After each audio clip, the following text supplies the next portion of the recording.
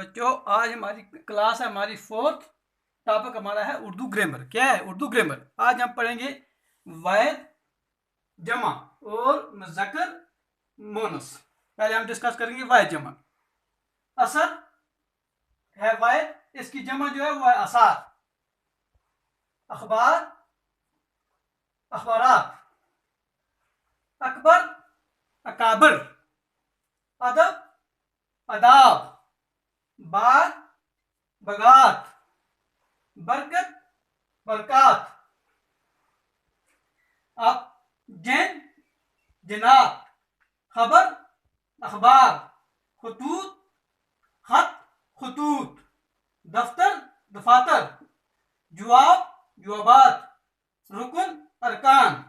अब हम डिस्कस करेंगे मुज़क्कर मोनस। भाई, इसका मोनस क्या आएगा? बहन। दमाद, बहू। नवाब, बेगम। मियाँ, बीवी। ससुर, सास। खामन, बीवी।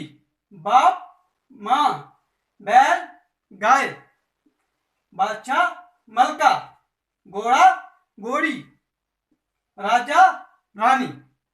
अब आपको एग्जाम में सवाल आएगा बच्चों कि जमा के वाइल लिखो। क्या लिखो? जमा के वाइल लिखो। वहां दिया होगा अकाबर, आपने लिखना है अकबर। वहां दिया होगा अखबारात, आपने लिखना है अखबार। वहां दिया होगा असार, आपने लिखना है असर।